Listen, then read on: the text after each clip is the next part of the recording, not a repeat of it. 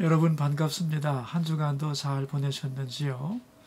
오늘은 인생잠언 제13과 말 때문에 살고 말 때문에 죽습니다. 이런 주제로 이야기를 나눠보도록 하겠습니다.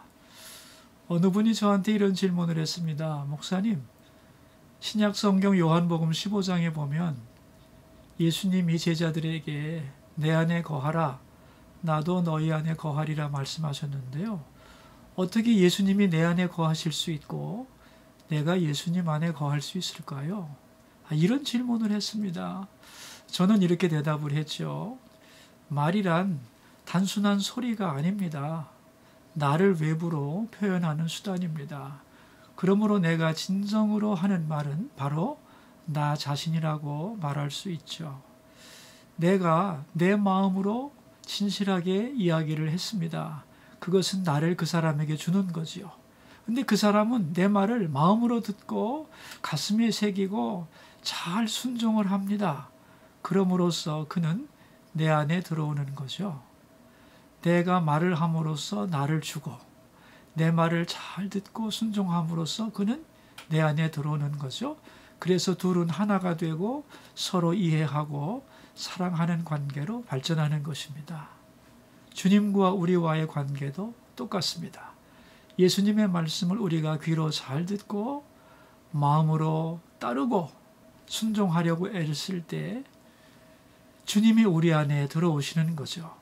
또한 우리가 기도하고 하나님 앞에 나갈 때 주님은 그 음성을 들으시고 우리에게 응답하십니다. 그러므로써 또한 우리가 주님 안으로 들어가는 것이죠. 그러므로 하나님의 말씀을 귀로만 들으려고 하지 말고 마음으로 듣고 순종하려고 애를 쓰다 보면 주님이 내 안에, 내가 주님 안에 들어간다는 것이 어떤 것인지 잘 알 수 있을 것입니다. 이런 얘기를 나눈 적이 있습니다. 오늘은 공동체 안에서 어떻게 말을 해야 하는가, 어떻게 관계를 잘 유지할 수 있는가, 여기에 대한 주제로 말씀을 나눠보도록 하겠습니다. 먼저 공동체 안에서 어떤 사람이 지혜로운 사람일까요? 그것은 바로 잘 듣는 사람입니다. 우리 195페이지를 펴보도록 하겠습니다. 공동체 안에서 어떤 사람이 지혜로운 사람일까요? 잘 듣는 사람입니다. 왜냐하면 우리는 인격적인 존재이기 때문에 마음과 마음이 통해야만 관계가 열리거든요. 그러려면 잘 들어야 한다는 것입니다. 중요한 성경 구절이 다음 페이지에 나옵니다. 사연을 듣기 전에 대답하는 자는 미련하여 욕을 당하느니라, 그렇게 말씀하셨죠. 다시 말하면 이 대답하기 전에 들어야 한다는 것입니다. 그것이 지혜롭다는 거죠. 자, 그렇다면 사연을 듣기 전에 대답하는 이유가 뭘까요? 한쪽 말만 들어도 다 안다, 다른 말은 들을 필요도 없다고 생각하기 때문입니다.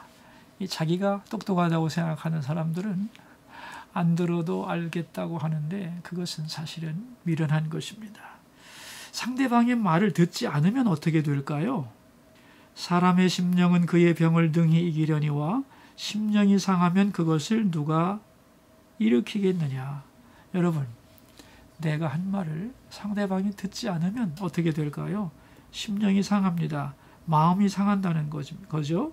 더 나아가서 마침내 그것이 병이 된다는 겁니다. 커다란 상처가 된다는 거죠. 저는 이런 얘기를 의사 선생님과 나눈 적이 있습니다. 부부 중에 한 사람이 중병에 걸렸는데 회복이 될 수 있는지 없는지 아는 방법이 있을까요? 그랬더니 그 의사 선생님 하시는 말씀이, 부부의 대화가 잘 이루어지면, 한 사람이 아프다고 힘들어하면 아프지 하고 들으면서 공감해주는 그런 부부라면 치유가 될 겁니다. 그런데 당신 때문이야 라고 말한다거나 내가 아무리 아프다고 호소해도 상대방이 들어주지 않으면 그 사람은 치료될 수가 없는 것입니다. 상대방의 말을 잘 들어준다는 것이 그 사람을 치료하는 것이고 병을 낫게 한다는 것을 저는 그때 배웠습니다. 그러므로 다른 사람의 말을 잘 들어주는 것은 아주 중요한 사역이라는 것을 이해할 필요가 있습니다. 자, 그렇다면 두 번째 주제로 넘어가 볼까요? 우리는 어떤 자세로 다른 사람의 말을 들어주어야 하느냐 하는 거죠. 다른 사람의 말을 들어주려면 어떤 자세가 필요할까요? 그 밑에 성경 구절이 나옵니다. 명철한 자의 마음은 지식을 얻고 지혜로운 자의 귀는 지식을 구하느니라. 멋진 말이지요. 여기 명철한 사람 그리고 지혜로운 사람은 지식을 구한답니다. 다시 말하면 명철하고 지혜로운 사람은 이렇게 생각한다는 거예요. 나는 지금 내 앞에 있는 그 사람에 대해서 아는 것이 없다. 좀 더 많이 알아야 되겠다고 지식을 구하는 마음이 된다는 겁니다. 그러면 잘 들을 수 있다는 거예요. 흔히 부모님들이 이런 실수를 하죠. 우리 아들의 마음은 내가 다 알아. 그 속에 들어갔다 왔거든. 이런 마음을 가지면 아들의 말을 들을 수가 없겠죠. 우리 다음 페이지로 한번 가봅시다. 아이가 무엇을 원하는지 그 입장을 이해해야겠다는 자세를 가져야 합니다. 내 자녀지만 나는 내 자녀의 마음을 잘 모른다.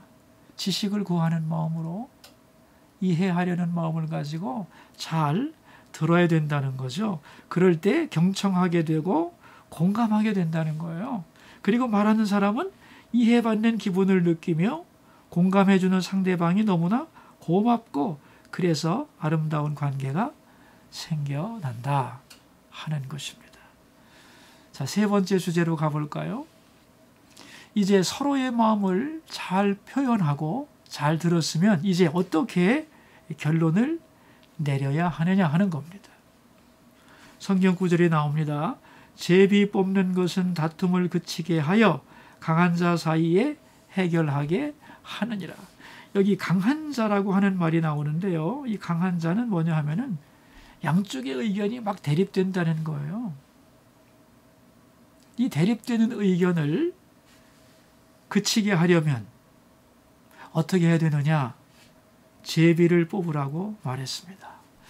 여러분, 제비가 뭔지 아세요? 옛날에 성전에서 하나님께 질문할 때 제사장 옷에는 돌을 가지고 있었습니다. 흰 돌과 검은 돌을 가지고 있었는데요. 하나님께 질문한 다음에 대답해 주십시오 하고 제사장이 마지막에 그 돌 중에서 하나를 선택을 합니다. 근데 흰 돌이 나오면 예스고 검은 돌이 나오면 노입니다. 자, 예를 들면 전쟁이 일어났는데 우리나라가 나가서 싸워야 하느냐 아니면 어떻게 해야 되느냐고 신하들끼리 격론을 벌였습니다. 양쪽의 의견이 팽팽하게 대립됩니다. 자, 충분히 말을 했고 잘 들었습니다. 이제 어떻게 결론을 내려야 할까요? 마지막에는 제비를 뽑으라는 겁니다. 그래서 너의 뜻과 나의 뜻을 넘어서는 더 높은 하나님의 뜻이 뭔가를 구하라는 거죠. 그리고 그것이 결정되면 그것이 내 의견과 같든지 다르든지 거기에 따라가야 한다는 겁니다. 그래야 공동체는 하나가 되고 의견이 모아질 수 있다. 그런 이야기입니다. 다음 페이지로 가겠습니다. 두 번째 줄에 보시면요. 내 의견을 충분히 표현했다면 그리고 잘 들었다면 이제는 하나님의 뜻에 맡겨야 합니다. 끝까지 우기거나 힘으로 밀어붙여서는 안 된다는 거죠. 그래서 선택한 방법이 뭐였죠? 옛날에는 제비를 뽑는 방법이었습니다. 그런데 요즘은 제비 안 뽑죠. 하나님을 안 믿는 사람들이 많은데 제비를 뽑겠어요? 요즘의 것으로 말한다면 투표입니다.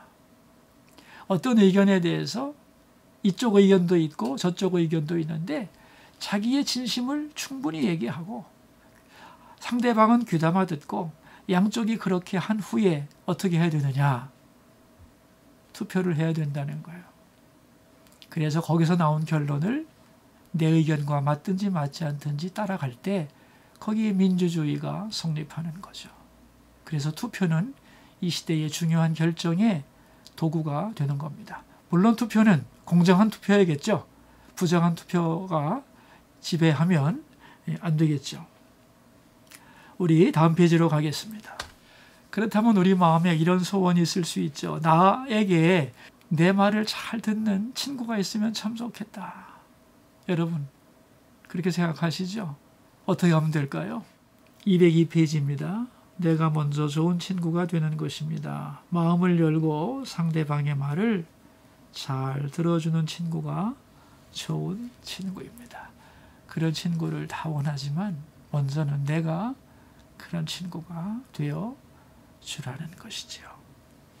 21절이 결론인데요. 밑에 나옵니다. 죽고 사는 것이 혀의 힘에 달렸나니 혀를 쓰기 좋아하는 자는 혀의 열매를 먹으리라. 여러분 죽고 사는 것, 살고 죽는 것이 다 어디에 달려있대요? 혀를 쓰는 것에 달려있답니다. 말을 어떻게 하느냐에 따라서 죽을 수도 있고 살 수도 있다는 것이죠. 내 말 때문에 많은 사람들이 상처를 받을 수도 있고 또 위로를 받을 수도 있고요. 더 나아가서 하나님께 영광을 돌릴 수도 있습니다. 여러분 하나님은 말씀으로 세상을 창조하셨죠. 그래서 하나님의 형상을 닮은 우리도 이 말을 가지고 창조할 수 있습니다. 좋은 환경을 만들 수 있어요. 좋은 말을 함으로써 천국을 불러올 수도 있고 지옥을 불러올 수도 있는 것입니다. 우리 모두 혀를 잘 사용함으로써 상대방을 위로하고 살리고 더 나아가서 하나님께 영광 돌리는 하나님의 좋은 도구들이 되기를 바랍니다. 기도하겠습니다. 주님, 우리의 말 한마디에 삶의 모습이 얼마든지 변화될 수 있다고 믿습니다. 개인과 가정과 사회가 갈수록 말로 인해 힘들어집니다. 먼저는 잘 듣게 하여 주소서. 상대방을 다 안다고 착각하지 말고 나는 잘 모른다. 지식이 필요하다. 이런 겸손한 마음으로 상대방의 말을 잘 듣게 하여 주소서. 그리고 서로 잘 들은 다음에는 좋은 결론을 내리게 하여 주소서. 우리의 입술이 생명의 입술이 되게 하시고 입술로 인하여 나도 살고 다른 사람도 살리고 하나님께 영광을 돌리는 우리 모두가 되게 하여 주옵소서. 예수님 이름으로 기도합니다. 아멘.